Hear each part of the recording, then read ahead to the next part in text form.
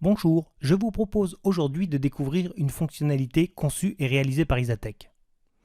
Elle est disponible sous forme d'extension qui, pour être exploitée, doit être installée sur votre environnement à partir du marché des extensions de Microsoft. Une vidéo, installer une extension, est à votre disposition si besoin pour vous expliquer comment faire.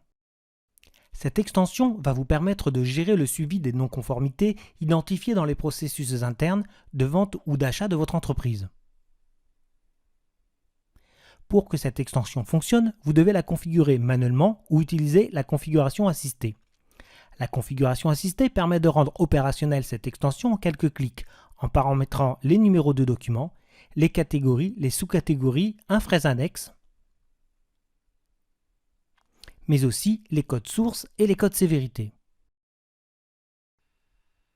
Enfin, d'ajouter des actions sur les pages clients et fournisseurs. Cliquez sur Terminer pour enregistrer vos paramètres. L'ensemble des paramètres sont modifiables à partir de la page Paramètres de non-conformité, comme les catégories, les sous-catégories, les sources et les codes de sévérité. Nous sommes prêts maintenant pour enregistrer la plainte de notre client dont le produit qu'il nous a commandé a été détérioré pendant le transport. Nous allons maintenant enregistrer sa demande avec la fonction Créer une non-conformité. Cet assistant va simplifier cette action. Nous choisissons le type de relation et l'associons au client concerné et au document d'expédition faisant l'objet de la demande. Puis, si besoin, à un numéro de suivi communiqué par votre client. En cliquant sur Suivant, nous pouvons décrire la non-conformité et la qualifier avec les critères définis lors du paramétrage, les catégories, l'origine, la sévérité et la date estimée de fin de traitement de la demande.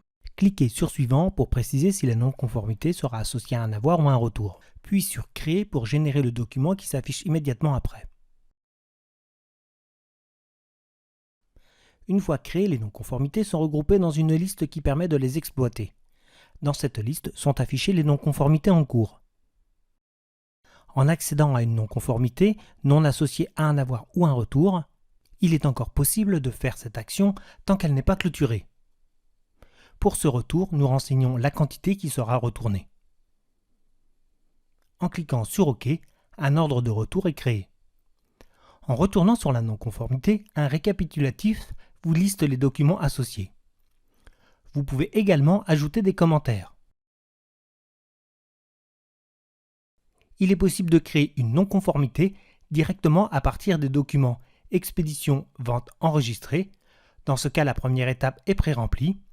Il en est de même pour les réceptions achats enregistrées, dont la première étape est également pré-remplie.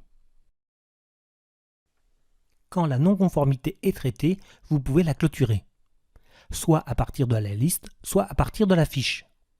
Dans les deux cas, une date réelle de fermeture doit être renseignée avant de cliquer sur le processus de clôture.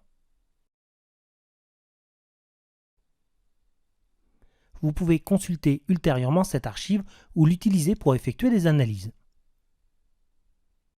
Notre site docs.isatec.eu vous présente toutes les applications que nous avons réalisées. Sur ce site, vous disposez de tous les détails concernant l'application que je viens de vous présenter. Au revoir et à très bientôt dans une nouvelle vidéo.